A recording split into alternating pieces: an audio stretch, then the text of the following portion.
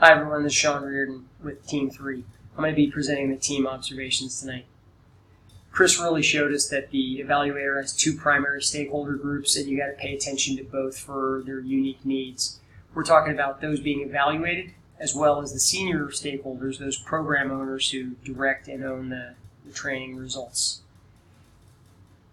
Professional evaluators really need to have a lot of strong competencies in consulting skills, communication skills, and ISD experience. As a consultant, you're going to have to go through the needs evaluation, needs articulation process consistently with different stakeholders, and you're going to have to understand what those stakeholders need. Explaining the why is really important to being an effective consultant, as well as being able to identify and clear obstacles, whether that's for the management or that's for the instructors or students. That is a key area. Communication includes both written, verbal, and nonverbal, so that you can elicit those good amounts of feedback and data from those you're looking into. Change management is part of an art of explaining the why and convincing people ahead of why it is that you're doing things. You have to learn and understand the needs of the learners. And writing is a very, very important, writing and briefing are very important skills because you have to take and consolidate and streamline a lot of data into very clear focused summaries for executives who don't have a lot of time. And the more visual you can present this data, the better it will be. Being an evaluator does pay to have ISD experience in the classroom or in the back of the house doing training, design, and development.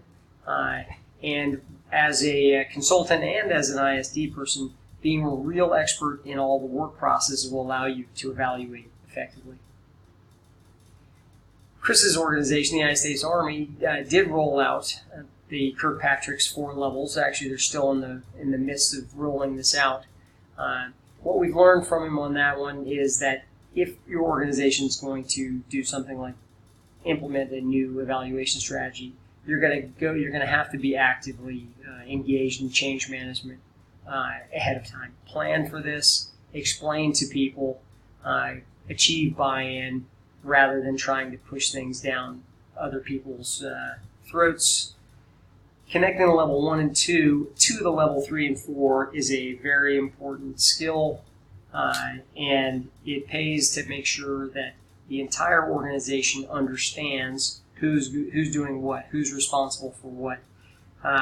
Examining current evaluation data collection practices is a rich area for improvement because chances are your organization may be spending time and resources collecting data that does not lead to better decisions or better programmatic decisions for your training programs.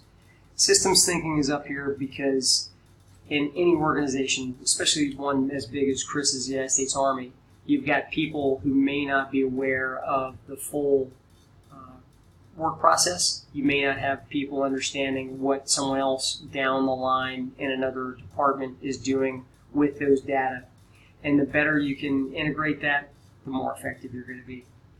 Thank you very much.